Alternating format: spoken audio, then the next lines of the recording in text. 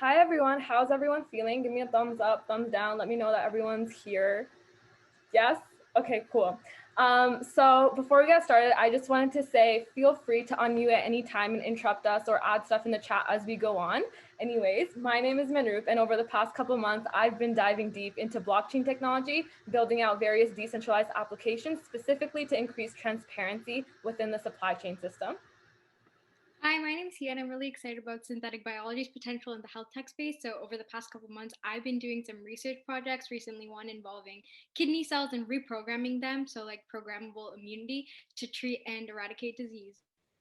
Yeah, and I'm Richa, and my work is at the intersection of quantum computing and artificial intelligence, known as quantum machine learning.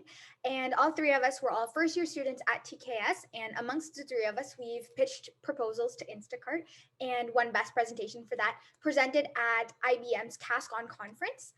And we presented our moonshot companies to VCs and CEOs, and we won Best Overall and People's Choice Award for that. And one of the judges, he actually said that if this was a real idea, he would actually invest in it. And all three of these presentations, they've occurred over the span of 5 months.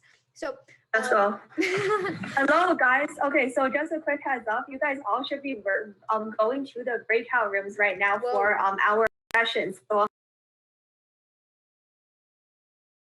sorry about that, technical difficulties with GatherTown. But anyways, yeah, so all three of us were first year students at TKS. And I think one of my biggest personally takeaways from this year is that you could literally be the smartest person on the entire planet, but if you can't find a way to communicate your ideas in a way that other people, they understand it or they're inspired by it, you're going to have a really, really difficult time going from idea to reality. So that's that. And everything that we talk about today, we've learned over the course of the last 9 months. And I think we just all really assume that, everything we learned, it's common knowledge, but we realize that there's so many people out in the world, smart people, CEOs, VPs, et cetera, but they're still not that good at communicating. So that's why we're here. That's why we're having this conversation about how you can TEDx and 10x your presentations, because the way that you present yourself and your ideas is so, so, so important. Yeah, I completely agree with everything that Richa said. And one of the biggest mindsets that we focused on this past year in TKS is having an intention. So that's like, why are you doing something? And what is your goal with whatever you're doing? If you think about it, we always have some sort of like subconscious intention with everything that we do. Let's take an example here. One of the actions we all take is sleeping. So why do we go to sleep? Throw your answers into the chat for a minute.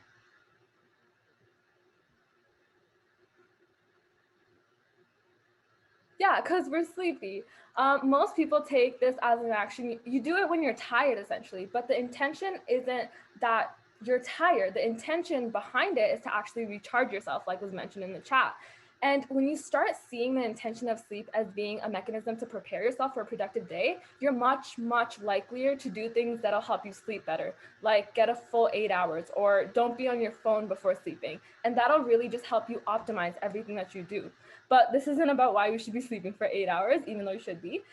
So in the context of presentations, by setting these goals for yourself, you'll really be able to get the highest value out of your and your audience's time. So when we think about this entire intention thing, there's two main steps that we need to focus on when we're trying to implement intention. The first one is setting intentions not only for yourself, but also for your audience. The two big questions we need to answer are, firstly, what do I want to get out of this presentation? So what's my goal? What do I want to achieve from whatever I'm doing? And the second question is, what do I want to leave my audience with? So what's my big takeaway? Maybe do you want them to think about something differently, or do you want them to do something differently after listening to you? So in order to do this, to answer these questions, you basically need to do like a customer segmentation analysis, but on your audience. Think about all the different people that are going to be there. Think about their values, their knowledge. And by doing that, you'll be able to help yourself really personalize the scope of your presentation and come up with a solid intention, even if the audience is like extremely diverse. Let's take a hypothetical situation. If I was doing a presentation on, let's say, cancer, my personal goal might be that I want to communicate my information in a digestible way. But my intention for my audience could be that maybe I want to convince them to break habits that lead to cancer. So the second section of things is that you have to embody the intention throughout your presentation as well. So once you set these goals, you can't forget about them. You got to make sure that they actively show up in your presentation. So going back to the cancer example, I would need to make sure that all the information I include is actually relevant. And I talk about the actual habits that lead to cancer and how to break them. So overall, the TLDR is that whenever you put something into your presentation, imagine that there's like a little man sitting on your shoulder asking you, so what? Why does this even matter? From the start to the end of your presentation, when you know your intention, it will help you guide your content. But just as important, or even more important than that, is the way that you deliver your content. And that's where storytelling really comes in. So I want to ask you guys a question. Have any of you ever Googled how to do a good presentation or, presentation tips? Yeah, right? All the time. And so these are some common things that usually show up every time, but no one really uses them. And one of these tips usually is to tell a story. So that's what we're going to dive into in this section. And I don't think I need to extensively talk about why storytelling is important.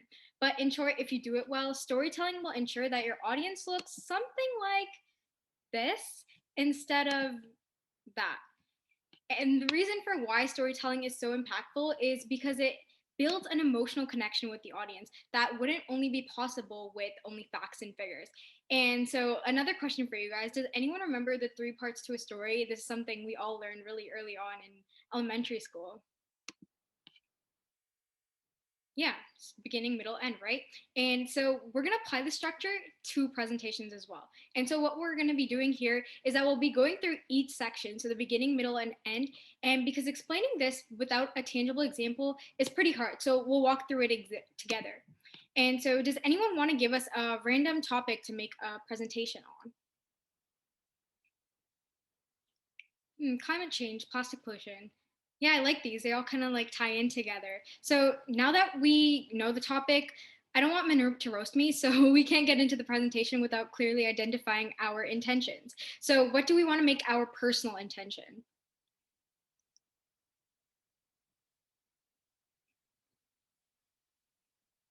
Confidence. Make people more aware. Share some knowledge, right? Yeah, I like that. Okay. So now we need one more. What do we want our intention to be for our audience? So what do we want to communicate to them throughout our presentation?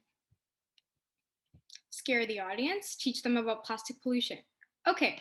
This is all pretty possible. And so, before I show you that example, I just want to emphasize that the way you start off matters so much, because within the first few seconds of you talking, the audience is going to realize whether it's worth it to listen to you or not. So the beginning actually has 2 goals. It builds a connection between you and the audience and also sets the scene. So you hook the audience by sharing an experience to create a common ground with the people listening to you. And this is where you really want to decide which emotions do you want to prompt to the audience, right? So it might be the same way that you are feeling about the topic you're presenting. Or do you want them to be motivated by the start and sad by the end, or angry at the start and like inspired to do your call of action by the end? The audience needs to recognize that this story isn't just about Billy, Bob, or Joe. They need to like you and you need to like them. And this entire kind of part of it makes your presentation much more authentic and engaging. And they should also understand why you're presenting the topic. So why do you care? And that's what you're going to be able to do throughout a presentation. And once you've hooked the audience, you want to connect your personal experience with the greater problem or situation you're talking about. So the goal here is to build empathy and reliability, because you want to explain the importance of the situation and also get the audience emotionally attached, as we kind of figured on before. And they should feel that this situation directly affects them. And you might be wondering why Mr. Stick Figuring #2 has anemic woman written under him. So I just want to quickly tell you guys about a presentation I did for my moonshot presentation, something all of you future innovators will be doing next year. And so I talked about, for my personal story, my mom's pregnancy experiences and some of the obstacles she faced throughout her pregnancy. And, I talked about fetal programming and kind of how this shaped her environment and some of the symptoms she was going through. And what I was able to connect this to was the entire problem of anemia in reproductive women, affecting almost 1 billion women globally. So you're able to take a story about maybe one person and something that impacts you to a really large scale of the biggest problem that you want to touch on throughout. And so we got you guys to tell us a few things earlier. So now my personal intention right now for my presentation is going to be to talk confident and, teach the audience. The audience's intention for them is I want to scare you guys. And then for the topic we're going to be talking about, it's going to be plastic pollution. So, I can talk about something like this, start off like this. So, I remember when I was 11, I had a really bad Starbucks craze. So me and my friend, we text each other each week and we decide which Frappuccino we were going to try. And then we would get our dads to drive us there and then take pictures of our Frappuccinos. And this carried on for a few months. And throughout those few months, I used a lot of plastic straws. But I didn't really care about this yet because no one was really telling me about this problem. And no one actually did. But a couple years later, I was on a vacation in Mexico and I was just looking at some of the people at the resort and they were kind of sweeping up trash from the ocean. And I noticed in the bulk of it was plastic straws. And later on, I realized that it was actually crazy that these people were taking responsibility for the own trash they were producing and actually cleaning it up after. And when we actually look at this on a larger scale, not many people are doing this and picking up the trash that their stores are producing or that they're using. And this is when you might want to insert a statistic or build it up to the actual problem or the aspect of the problem you're talking about. Obviously, I don't have one memorized by hand, but see, by creating this introduction, I'm showing that why they should trust me in the sense what experience I have with the issue and how I was introduced to it, giving some context, and then we'll build it up to the actual problem. Yeah, that was a really good introduction, by the way. Here, I like that. I like the story. But yeah, that was the beginning. And so once we've tackled the beginning, then comes the middle section. And in the middle section, by this point, the audience, they kind of know, okay, this is the problem we're talking about. So once you get that, you kind of need to build up suspense, build up that tension, and give them something, because at this point the audience, they're expecting some kind of solution to the problem that you talked about, because it's like, wait, what happens next? So we have to really make sure that the attention that you have, you're holding it. And personally, one of my favorite ways to do this is through this like contrast roller coaster. Basically, you want to paint a picture of the future and have the audience identify the gaps between now and the future. So depending on your specific presentation or what you're saying, the way that you do this, it kind of varies. For example, if you're talking about an idea, you could say that, hey, this is where we are now, but if you take my idea, this is how good it could be.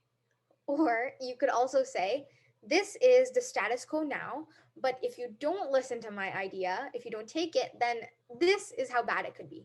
Or you could go extra hard and be like, this is how good it could be with our product, and this is how bad it could be if you don't have our product. So play around with this contrast mechanism to create the right tension to fit the needs of your presentation. And if you do like a really solid job of showing this gap, and more importantly, how your ideas bridge this gap, the audience, they'll leave thinking that, okay, now I have to do this or I have to not do this, depending on obviously what you're trying to say. So with the problem presentation that we have right now, right, plastic waste, in the introduction, yeah, after she finishes talking, then maybe she could end off with some kind of a transitionary sentence, just saying one sentence of how bad the situation could be, right? So it's like, yeah, plastic straws affect, insert statistics, something, something, something, but by 2050, it could become this bad, right? Um, and at this point, the audience, if we're talking about like a general audience, they probably don't know a lot about plastic pollution. So we need to do some kind of a general overview that'll help them kind of learn a little bit more and just understand the problem and how it personally connects to them. So maybe from that transition, you could start off by talking about like, what exactly does plastic pollution mean? Like, what does that mean? Where does all of it come from? Maybe that would be like plastic bags, plastic straws, etc., etc.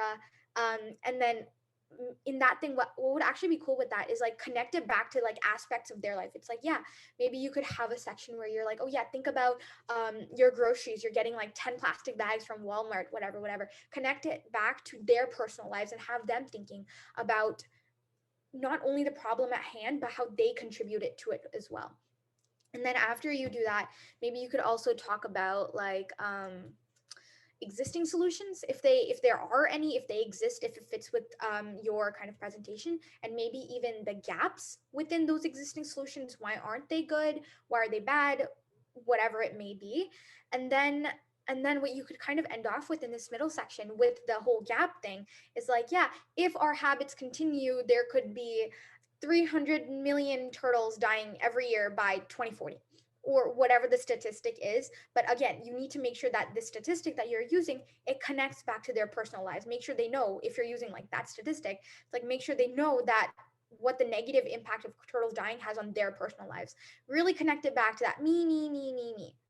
So that's how we would do it, sample in our plastic pollution example. That's the middle section. And now for the ending section. So that's beginning, middle, and end. We started our presentation kind of talking about how we can grab their attention. And then the end is where you put everything together, right? So you could choose to maybe end with a surprising fact or an interesting quote, or maybe like a rhetorical question. But like, regardless, your intention is to really, really make the audience fully internalize how your story affects them. Like, I'm just gonna say this, I think we as humans are pretty selfish people. We care about ourselves a lot. So that's what we want. It's, you want to make it, bring it back to them. So 3 things you got to do in your conclusion section. Firstly, link back your main points to your presentation. Tell that final ending chapter of the story that you told. Number 2 is have them do something. So like, have a call to action. So what, after your presentation is done, what should the audience do, or what should they not do? And then after this point, they should be left like, it's so clear, there's absolutely no doubt of what I should do next, kind of like that. And number 3, leave them with some kind of a takeaway. It's like, after your presentation, other than that call to action, what else do you want to leave them with? What do that you want them to remember about you or your ideas? So that's about the conclusion. And now for our presentation, about the plastic pollution. So our idea, our concept was to scare them, right? We wanted to scare them and have them kind of reduce their usage of disposable plastic. And then what did we end up talking about? We ended up talking about, right, how bad the how bad the situation could get and how it personally affects them. In the conclusion, I think you could probably just like continue talking about it. It's like, yeah, this is how it personally affects you. And then I think throw in some kind of an activism vibes, be like, yeah, this is how bad it could get, this is how bad it could personally affect you. But, we are not at a lost cause. Like, there is still hope. There's not hope all to be lost. If everyone in this audience room threw recycled 3 plastic bags and, like, I don't know, did not drink past straws or something like that, then we could save 100 million turtles. Obviously, these are arbitrary numbers that I'm just throwing here, but it's like, inspire them, have them think that, we could do this, or this could happen, or something along those lines. And then maybe you could end off saying something. Yeah, that's what you end off saying. Saying that if we all did this, then this is the impact we could have. Like, collective, individually, we're not that great, but collectively, we can be powerful. So yeah, that was kind of all over the place on the spot. But my biggest point that I want to say here is, like, it's so important to pay attention to all of the little things in your presentation. And all these little things, they add up, and you need to make sure that overall, whatever you're saying, it's very authentic and it connects to you and your personal brand. It's like, what resonates with my audience, what fits the presentation theme, you want all of that together. And make sure that you reflect on not only your conclusion approach, but like the rest of your presentation as well, to make it memorable. Yeah, for sure. I completely agree with everything that Heya and Richa said today. Lots of knowledge lots of knowledge bombs today.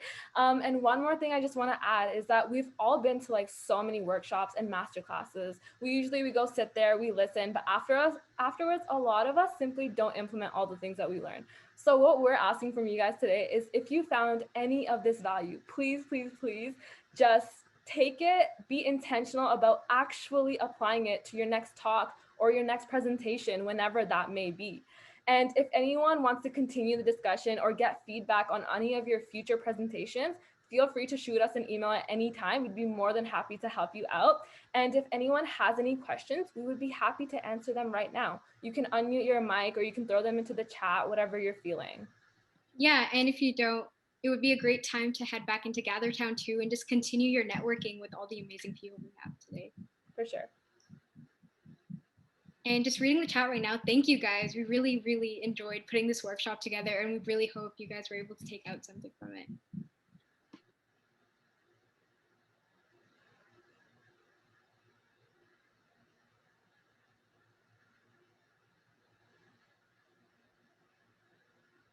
And Avantika just put the GatherTown link in the chat in case anyone lost it.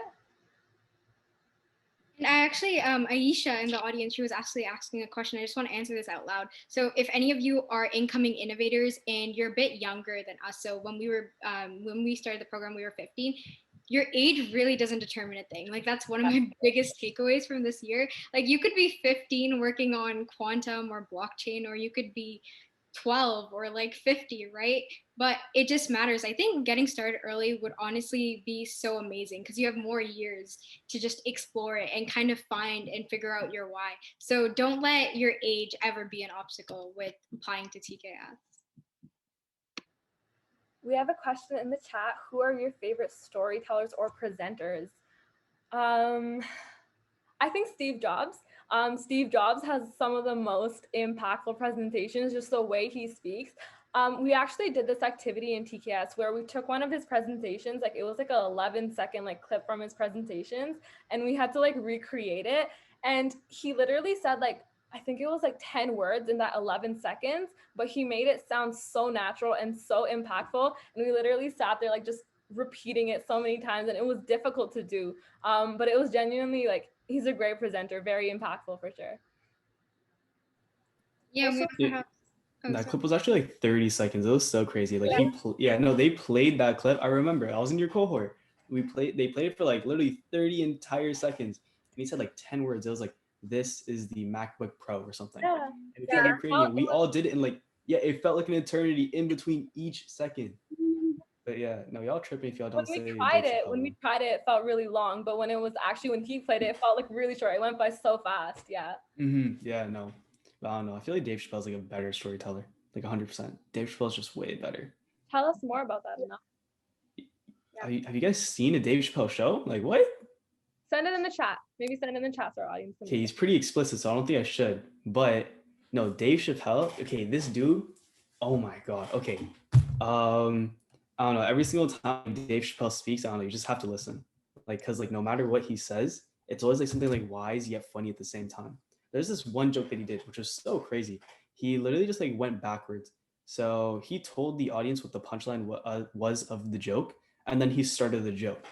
And then like he went through the entire joke for like 5 minutes, and then he said the punchline, and nobody expected it, even though everyone already knew the punchline.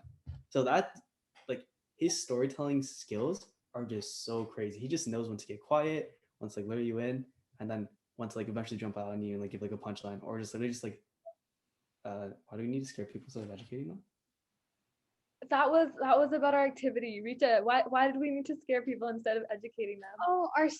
So Manroop talked about this. We have our personal intention and we have our audience intention. With our topic of plastic waste, our goal was to scare people into doing better, essentially, and treating plastic the way it should be treated. I don't think that's the right words, but doing what you should be doing with plastic. That was the goal. Fear is actually a very powerful emotion. It's very, very powerful. Do we have more questions? Oh yeah, and Heya just dropped a link to our slides if anyone wants to. And someone also said, like, what about being 40 and trying to learn? I think learning is lifelong, right? We continue learning before and after we graduate like school, right? Because if we stop learning, then we'd never be able to progress after our school years. So yeah, I think Kavya also said it's never too late to learn. Yeah.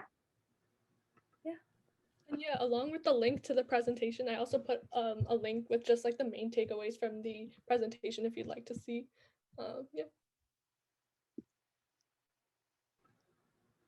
When are the presentation blocks supposed to end? Kind of joined late. think it's ending. I Yeah. think we're So what we're gonna do Mhm. now is let's all head back to Gather Town so we can continue networking with everyone. And then there is actually a second round of presentations that are coming. So stay tuned for that. There'll be an announcement made of when to transition to there. Yeah. All right. You want to put the Gather Town link in again? Yep. One more time. There you go. The link is up. Okay, getting one more question. So I think all three of us can touch on this. So you said that it's your first year in TKS, and I just wanted to ask, how has TKS changed you from before the time you joined? So I think we all can touch on this, right? Yes, we can. Heya, if you want to start off. Yeah, so honestly, before, I think one of my fears was definitely public speaking, and not even just that, but kind of going out of my comfort zone, right? And just entering uncomfortable areas, or like talking to people from different countries was just never something I could imagine myself doing until it was 7 a.m. and my United Nations team and I were talking to someone from Morocco. So I think all of these experiences, and honestly, sometimes just being kind of forced, which is why I really like our directors here. They're really like coaches and just like forcing you to get out of your comfort zone and do all these discomfort challenges. I think the growth after that, even just working on small things, you're able to see. Like, I was scared for my first brain date, and now it's like, hopping on a 7 a.m. call with someone from Morocco. That seems so normal, right? Just adding on to Heya, I think she said like those are really, really big points. Definitely a lot of ways that we changed. But I think another big thing is just like realizing there's so much more possible than we thought, right? I think before coming into TKS, I had goals, I had dreams, of course, like everyone does, right? But they were very conventional in a sense, right? And I just realized coming into TKS, going through the program, there's so much more possible than we ever thought that we could each accomplish ourselves. There's literally like no limit to what we can accomplish, and I think that's one thing that's really just been drilled into my head over the past year. Yeah. And I'm just going to say one quick point and then we'll go to the next question. For me, biggest thing, two things actually. Firstly, you get so much critical feedback. Like, you get a lot of critical feedback so that it kind of might make you feel sad in the moment. I remember my first presentation, we got absolutely roasted.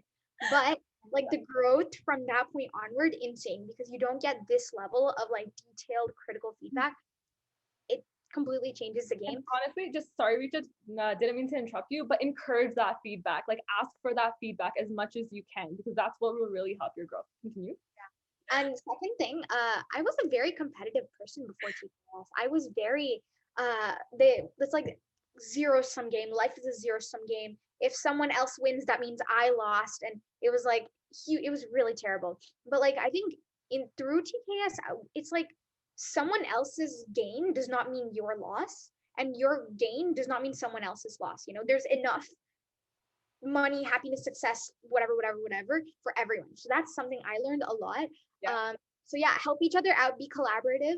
That was something I learned. And one thing, advice, I think a lot of people are going to say this, start early. Seriously, start early. Start your focus early. Start talking to people early. Even after this, if you're interested in gene editing, maybe do a couple of searches in gene editing, search that up, see what you find. Start learning early. And one more thing, it's not really advice, but it's just something you should do before you get into TKS, like before your first session or something. Make a video, like just talking to yourself. Be like, "Hi, this is today's date. This is what I'm interested in. These are my strengths, my weaknesses. This is my goals for TKS." Just talk at the phone for some time, and then at the end of the year, watch the video. You will be in shock. I did that. I haven't watched the video yet. I'm kind of scared to watch it, but yeah, I think that would be really fun. And then just adding on to Richa, more advice, honestly, just get engaged. Don't like if you're hesitating about doing something, use that as a trigger to action. Like if you're in a session, for example, at TKS, if you're like, I don't know if I should answer this question, I don't know if I'm right or wrong, just honestly raise your hand and answer it. It's not going to affect you in the long run. It'll just help you push your growth. Get involved quickly, leverage the community. There's so many smart people there. In the TKS community. So that'll be a really, really big point. And again, find what you're interested in. Try to look for things that actually intrigue you. And what you can do when you find that, yes, go down rabbit holes, Google things, but also talk to people. I just threw a link in the chat. It's the TKS Meet a Student link. So if you find something that you're interested in, maybe find a TKS student who's done research on this and talk to them, learn what they know, ask them for advice. Things like that will be really helpful. And embrace failure. Like that's one another thing. Like you could be spending maybe weeks trying to figure out some code for maybe an ML project you're trying to code, but you might even fail, right? Because a lot of these technologies are really, really new. So there's not always the resources, but embrace that, learn from that, and let other people learn from it too. Something I really like to do is kind of what I've done in TKS is take what I've learned throughout the past few years and create content off of it, right? Writing Medium articles, I find that I'm able to kind of get my thoughts out and also teach others. So I think content creation and just embracing failure is just amazing. And so I think we have one last question here. We have one last question. So let's quickly answer that because we have to get back together. What is your advice for a TKS applicant? I think the biggest thing is honestly be authentic, just be yourself. Just say the things that come to your head. Don't stress too much about the application. The application process is really just trying to get to know you, really. And even with the interview, there's no prep needed for the interview. Just be yourself. Talk about what you truly believe. Don't try to think, oh, what does TKS want me to be? Just be yourself, honestly. That's the best and biggest piece of advice I think we could give there. Yeah. So I think our time here has come to an end. So let's all head back to Gather Town. Yeah, they're playing the video for the next presentation. So we should Okay, yeah, we should go. Okay. Yeah. Great meeting you guys today. Thank you guys for coming. Bye.